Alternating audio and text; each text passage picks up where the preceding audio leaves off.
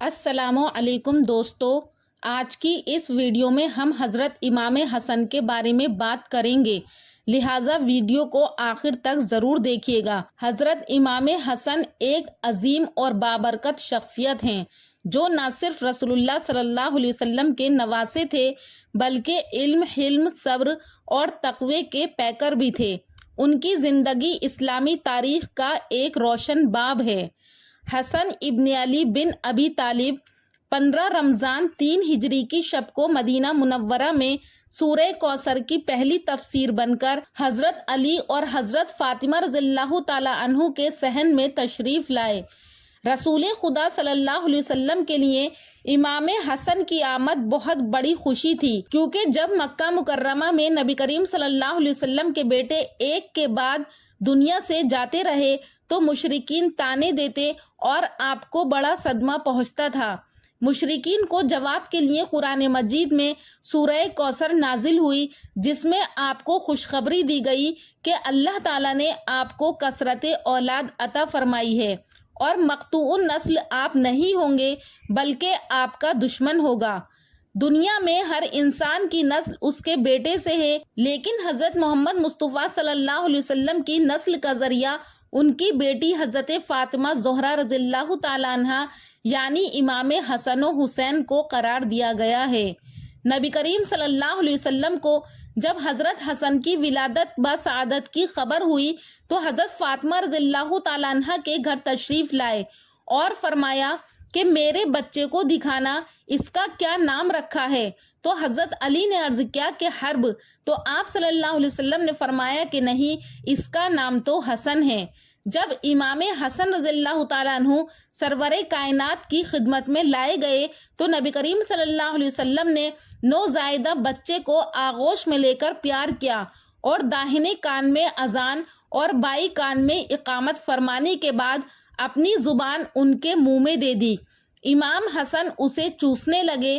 اس کے بعد آپ نے دعا کی، خدایا اس کو اور اس کی اولاد کو اپنی پناہ میں رکھنا، اور ان کا نام نبی کریم صلی اللہ علیہ وسلم نے حسن رکھا۔ یہ نام اللہ تعالیٰ کی طرف سے عطا کیا گیا تھا۔ ولادت کے 7ویں دن سرکار کائنات صلی اللہ علیہ وسلم نے خود اپنے دستے مبارک سے عقیقہ فرمایا اور بالوں کو منڈوا کر اس کے ہم وزن چاندی صدقہ کی۔ نبی کریم صلی اللہ علیہ وسلم کو حضرت حسن رضی اللہ تعالیٰ عنہ کے ساتھ جو غیر معمولی محبت تھی وہ کم خوش قسمتوں کے حصے میں آئی۔ آپ نے بڑے ناز و نام سے ان کی پرورش فرمائی، کبھی آغوش شفقت میں لیے ہوئے نکلتے، کبھی کندھے مبارک پر سوار کیے ہوئے برآمد ہوتے۔ ان کی ادنا سی تکلیف پر حضور صلی اللہ علیہ وسلم بے قرار ہو جاتے تھے اور بغیر حسن رضی اللہ تعالیٰ عنہ کو دیکھے ہوئے نہیں رہا جاتا تھا۔ ان کو دیکھنے کے لیے روزانہ فاطمہ زہرا کے گھر تشریف لے جاتے تھے۔ حضرت حسن رضی اللہ تعالیٰ عنہ اور حسین رضی اللہ تعالیٰ عنہ بھی آپ سے بے حد مانوس ہو گئے تھے۔ کبھی نماز کی حالت میں پشت مبارک پر چڑھ کے بیٹھ جاتے، کبھی رکوع میں ٹانگوں کے درمیان گھس جاتے، کبھی ریش مبارک سے کھیلتے، غرض طرح طرح کی شوخیاں کرتے۔ جانثار نانا نہایت پیار اور محبت سے ان طفلانہ شوخیوں کو برداشت کرتے اور کبھی تادیباً بھی نہ جھڑکتے بلکہ ہنس دیا کرتے تھے۔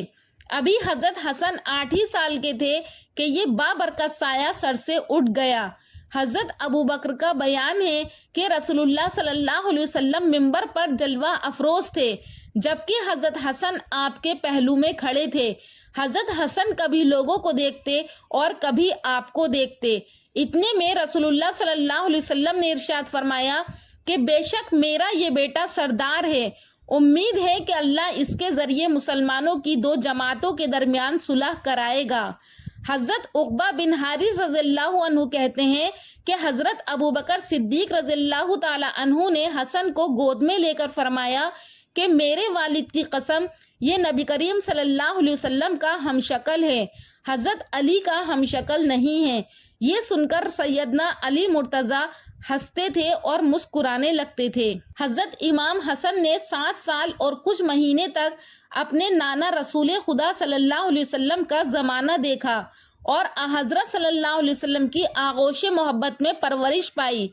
پیغمبر اکرم صلی اللہ علیہ وسلم کی رحلت کے بعد جو حضرت فاطمہ زہرا کی شہادت سے 3 سے 6 مہینے پہلے ہوئی، آپ اپنے والد ماجد کے زیر تربیت آ گئے تھے۔ فرزند رسول امام حسن مجتبی رضی اللہ تعالیٰ عنہ اپنے والد گرامی کی شہادت کے بعد امامت کے درجے پر فائز ہوئے، اس کے ساتھ خلافت اسلامیہ پر بھی متمکن ہوئے اور تقریباً 6 ماہ تک آپ نے مامور مملکت کا نظم و نسق سنبھالا۔ آپ کا عہد بھی خلفائے راشدین میں شمار کیا جاتا ہے۔ امام زین العابدین فرماتے ہیں کہ امام حسن زبردست عابد، بے مثل زاہد، افضل ترین عالم تھے۔ آپ نے جب بھی حج فرمایا پیدل فرمایا۔ آپ اکثر یاد خداوندی میں گریا کرتے تھے۔ جب آپ وضو کرتے تھے تو آپ کے چہرے کا رنگ زرد ہو جایا کرتا تھا اور جب نماز کے لیے کھڑے ہوتے تھے تو کانپنے لگتے تھے۔ امام شافعی لکھتے ہیں کہ امام حسن نے اکثر اپنا سارا مال راہ خدا میں تقسیم کر دیا اور بعض مرتبہ نصف مال تقسیم فرمایا ہے۔ وہ عظیم و پرہیزگار تھے۔ امام حسن کے والد بزرگوار امیر المومنین حضرت علی علیہ السلام نے 21 رمضان کو شہادت پائی۔ اس وقت امام حسن کی عمر 37 سال 6 یوم کی تھی۔ حضرت حسن رضی اللہ تعالیٰ عنہ نے ساری عمر نہایت فراغت بلکہ عیش کے ساتھ زندگی بسر کی۔ حضرت عمر نے جب صحابہ کرام کے وظائف مقرر کیے اور حضرت علی رضی اللہ تعالیٰ عنہ کا 5000 ماہوار مقرر کیا تو آپ کے ساتھ حضرت حسن کا بھی، جو اگرچہ اس زمرے میں نہ آتے تھے، رسول اللہ صلی اللہ علیہ وسلم کی قرابت کے لحاظ سے 5000 ماہوار مقرر فرمایا، جو انہیں برابر ملتا رہا۔ حضرت عثمان بن عفان رضی اللہ تعالیٰ عنہ کے زمانے میں بھی یہ وظائف برابر جاری رہے۔ حضرت عثمان بن عفان رضی اللہ تعالیٰ عنہ کے بعد حضرت علی خود ہی خلیفہ مقرر ہوئے۔